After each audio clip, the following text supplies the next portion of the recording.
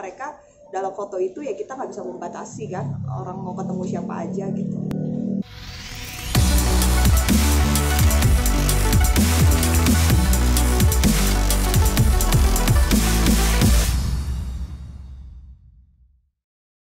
Terkait beredar foto Acong dan Arya Kelatot, di sini kan Ellen kan sempat menjadi sebagai partnernya Acong saat itu. Di mana sih? Melihatnya udah tahu belum sih? Foto yang mana ya? Yang sama Arya. Yang sempat ada di media juga. Nah ya itu justru aku emang dapetnya dari teman-teman juga semua gitu kan. Menanggapinya tentang terkait foto itu sebenarnya belum ada klarifikasi apa-apa ya, dan sampai saat ini juga saya belum bisa menghubungi dan memang belum ada komunikasi dengan Bang Acong sendiri gitu. Jadi memang kalau foto itu yang dimaksud foto itu mereka jabat tangan itu ya jabat tangan, ya saya rasa sah-sah aja karena emang kita kan nggak bisa buat membatasi pertemanan orang gitu ya, kayak lawan kita ketemu secara tiba-tiba mungkin atau bagaimana terkait dengan urusan beda, bukan urusannya si Karen kan nggak masalah ya sebenarnya kan kayak gitu aja sih. Tapi itu dari segi pengacara itu bagi orang awam yang nanya ya, nah ini sih kode etik nggak sih kode etiknya? Kalau dalam profesi advokat ini jelas itu ada kode etiknya ya. Jadi kalau misalkan memang kita menangani suatu kasus gitu, terus tiba-tiba kita jadi pegang lawan dari klien kita gitu, ya memang ada kode etik. Sampai sekarang sih memang kan hanya foto aja sih setahu saya, memang nggak ada yang jauh terkait penanganan kasus itu sendiri lagi gitu. Ella sendiri sudah menghubungi Bang Acong sendiri atau seperti apa? Belum ada komunikasi dengan Bang Acong sendiri. Tapi ada yang datang nggak untuk mempertanyakan masalah ini, foto itu? Masalah foto itu saya rasa kalau nanti ada kesempatan berkomunikasi saya ya cobalah saya bertanya gitu kan. Ini kayak teman-teman juga semua kan nanya, saya jadi bingung juga mau jawabnya apa ya. Jawab setaunya saya aja gitu. Memang mereka dalam foto itu ya kita nggak bisa membatasi kan orang mau ketemu siapa aja gitu. Tapi dari segi etik pengacara ada sanksi gak sih? Itu memang ada hal-hal yang memang tertulis nyata bahwa memang tidak boleh menjadi kuasa hukum pihak lawan. Ya sekarang kalau misalnya nih sudah ada kuasa, jadi ada perkara udah dipegang sama lawyer A misalnya, terus tiba-tiba klien itu kenal dengan lawyer B, tiba-tiba klien itu minta untuk ke lawyer B menangani perkaranya, itu juga nggak bisa selama masih ada kuasa yang berjalan atas perkara tersebut gitu. Jadi memang selain melanggar kode etik ya memang kita pun ada batasan-batasan yang kita nggak bisa, ada aturan yang mengatur itu gitu, bahwasanya selama klien itu sendiri masih ada kuasa di sebelumnya ya memang harus putus kuasa dulu, harus cabut kuasa dulu untuk bisa mengganti dengan penasihat hukum yang baru. Sebenarnya gitu aja sih. Nah Ellen, ini kan kalau kasus ini menjadi besar, menjadi ramai karena kan kita tahu bahwa Ellen pernah ada di posisi sebagai lawyer Karen ya. Nah secara hubungan Ellen dengan Karen sekarang masih sebagai lawyernya atau bagaimana sih sekarang Pak hubungannya?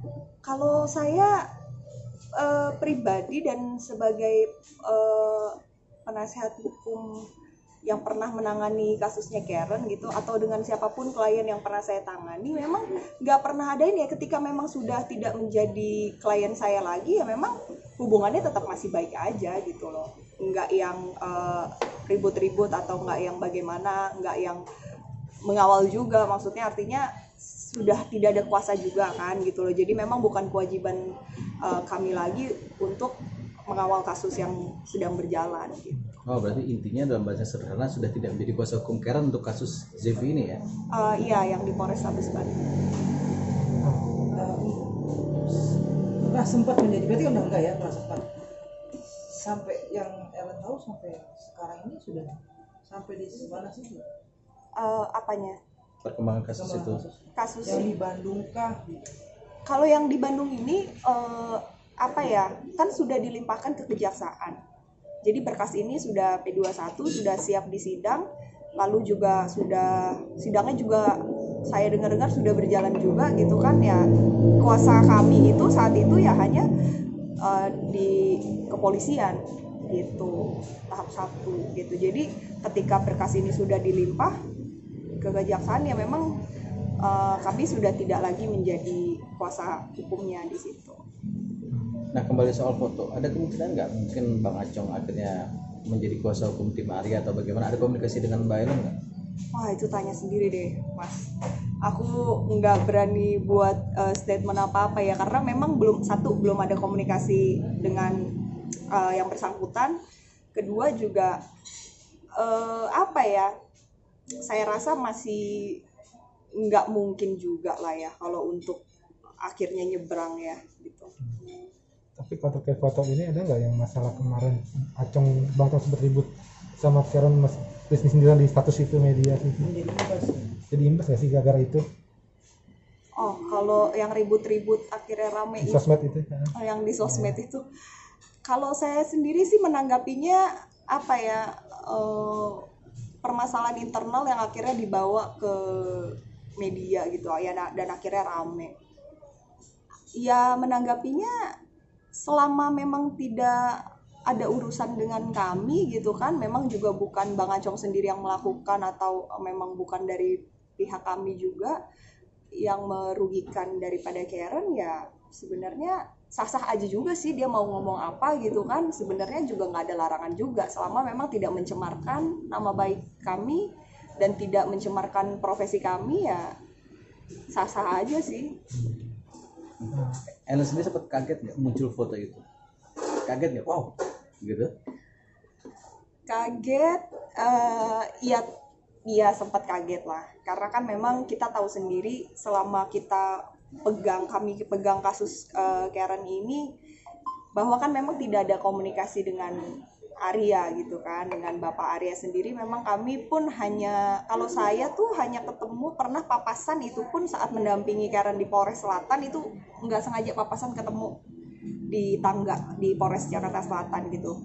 Ya setelah itu memang kan nggak ada komunikasi, nggak ada apa gitu. Jadi memang sempat kaget. Cuman kan saya balik lagi ya, kita kan belum tahu kejelasannya seperti apa, foto di dalam itu seperti apa, menjelaskan apa. Kalau ternyata banyak asumsi yang bilang bahwa bakal mau nyebrang lah, bagaimana, sampai saat ini sih belum, Mas. Oke. Baik Bang, ini kalau melihat kasusnya Jeffy sendiri kan lama nih, kira-kira sebagai praktisi hukum atau orang hukum, kira-kira apa sih yang jadi masalah di kasus ini yang pernah lihat? Wah Mas, kalau itu bisa dikonfirmasi ke lawyernya Karen aja gitu kan, karena memang selama sudah tidak ada kuasa di kami, sudah bukan kapasitas kami untuk menanggapi atau menjawab persoalan tentang perkara yang sedang berjalan ini gitu.